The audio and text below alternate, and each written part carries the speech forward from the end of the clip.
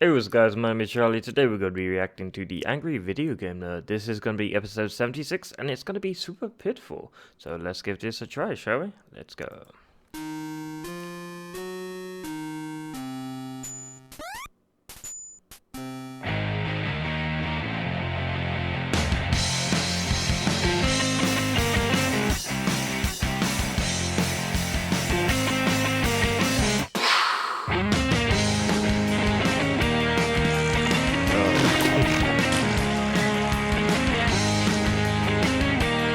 Fuck this game, watch it go!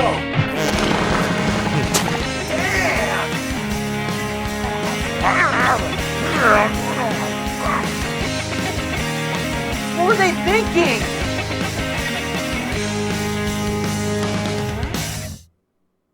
Let's play charades. Who am I?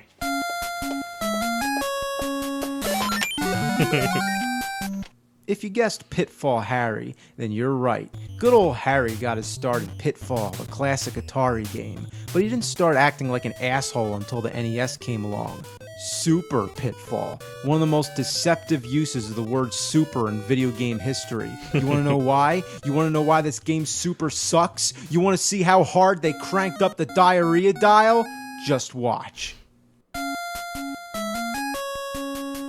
Nice. Fucking beautiful. The first ladder you see drops you into a pit where you get killed by a bird or a bat, whatever it is. That is and even if insane. it wasn't there, I'd fall on the spikes.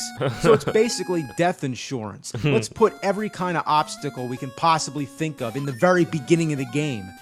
You know, I'm disappointed. Couldn't there have been lava on top of the spikes with fire sharks swimming in it? Couldn't there be more spikes coming from the sides ready to close in and squash me while stabbing at the same time? How about some laser cannons and upside down volcanoes? You want to be even more efficient? Why even have the ladder? Why not just start the game falling down the pit? Fucking assholes. Talk about a beginner's trap. They sure nailed it. Well, let's talk about Pitfall Harry. He looks like Luigi, and there's something wrong with his walk cycle. Looks like he's hopping on one foot. But the most ridiculous thing about this guy is the way he dies. What is that all about? He goes fucking apeshit. It even kills the enemies that are nearby. My only theory to what's going on here is that there's an angel and a devil waiting to take him to either heaven or hell. It's first come, first serve, and they both want him real bad. So they're constantly there, waiting for him to die. And then as soon as he dies, they both grab his arms, fighting over his body.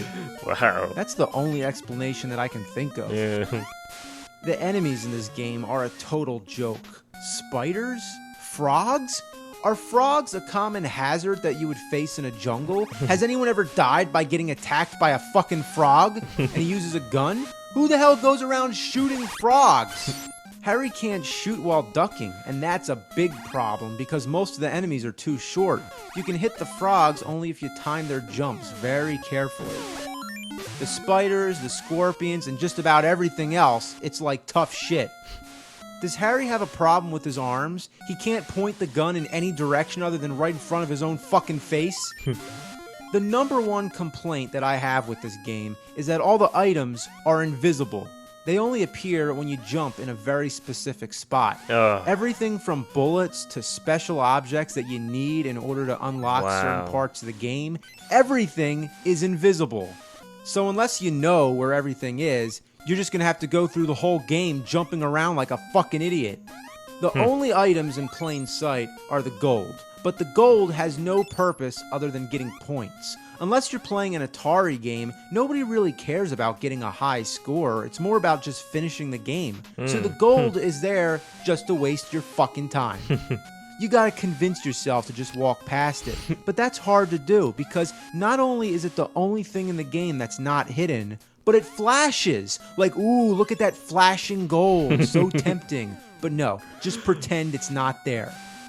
The only other item I found is a crazy bug-eyed animal in a cage. I have no idea what that is or when you'll ever need it. I don't know, could you ever think of any way to use an animal in a cage? I can't. The graphics do a lot of flickering. There's always something popping out at the edge of the screen, like the NES can't handle its awesomeness. The weirdest thing I ever saw happen was that for a fraction of a second, there was like a red clone. Like, who's that supposed to be? The ghost of Pitfall Larry? Wow. Playing this game is like driving an old beat-up car. You're always afraid it's gonna break down. What happened here? I'm frozen? Okay, well, I guess I'm just gonna... Oh, okay, now he dies? I guess the Wow. angel and devil were busy looking for him that time. Nothing about this game makes any sense. The whole layout was designed at pure random. Like, why are there so many ladders that lead to nowhere? Why is there an anti-gravitational lake that's bottom leads to thin air? Down is the worst direction you could possibly go in this game, because you're always going to end up falling and killing yourself. Oh, that's great. They did that on purpose. It looks like you could just barely steer yourself to the left, but that fucking platform's tucked in too far. Wow, so Falling is your worst nightmare. There's one part where you have to climb up, up, up, and if you make one mistake, you're falling down, down, down. You have Wow. no idea how long it took to get that far. Now I gotta do it all over again. Oh, God. This game is unholy. It's fucking made in hell, I swear. Oh shit, what the fuck was that? That's fucking scary. You're just walking around and a head run amok from Easter Island comes flying towards you. Okay, how did I survive that? The weirdest thing is when the face doesn't even come after you a second time. It just sits there. Then if you walk away and come back, it disappears. So where did it go? Who knows? Who cares?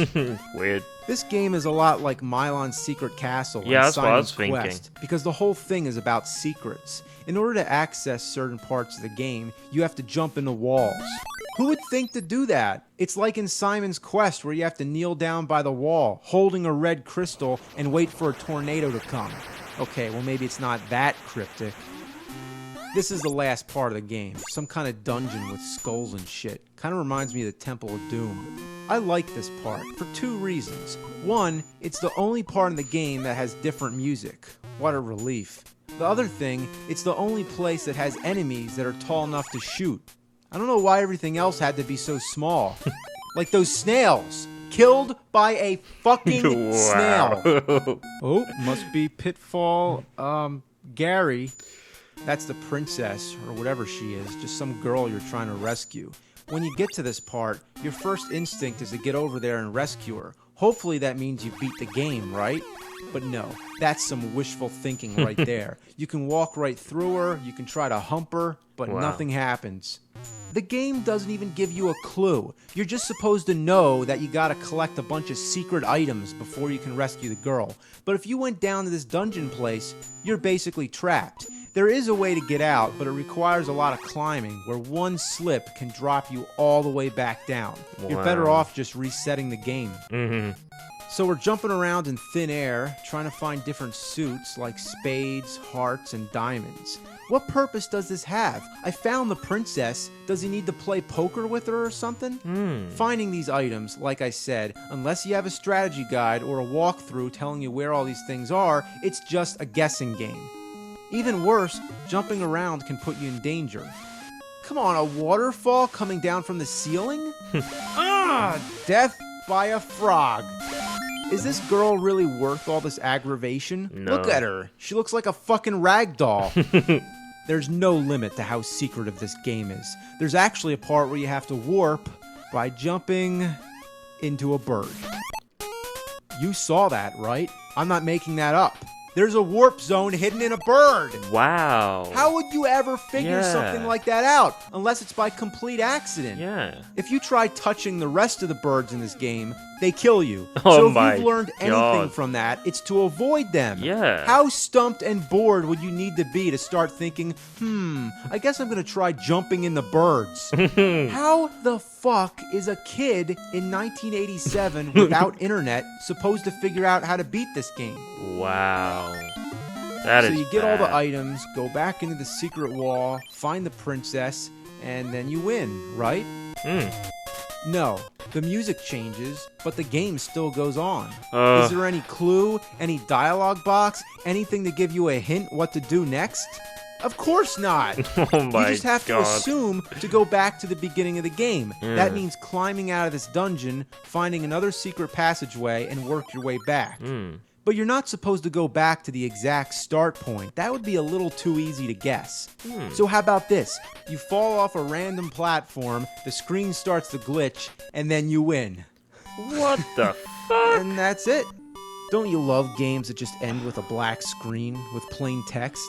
At least they spelled congratulations right. The third line's a little off-center, but other than that, I don't see any errors. I guess that's why they kept it so short. They knew they'd fuck it up. Yeah. But the last sentence mystifies me. Please try another world? What other world? As far as I know, there's a second quest, but it's the same exact game. The only difference is that the items are all in different spots. And after that, the game just keeps repeating over and over and over again, like a never-ending Easter egg hunt. But that'd be like if the Easter eggs were full of diarrhea and the Easter bunny was shitting all over your face. But I've had enough with bunnies and shit lately, so I'm going to end this right here. What kind of masochist would you have to be to beat this game more than once? If you did it one time, what would you have to prove to do it again? You'd have to be some kind of fucking idiot. Oh, wow. Let's pause it there. That was a very good episode. I enjoyed that very much. Yeah, that was, that reminded me of Mylon's, Castle, whatever that game was. That's what it reminded me of, where the objects are invisible and you have to keep jumping around, shooting bubbles to find the, objects. Yeah, that was, that's not a game I would like to play. So if you like this video, make sure to give a like and comment down below what else you'd like me to react to, and make sure to subscribe to my channel for more videos. I'll see you guys in the next episode. Peace!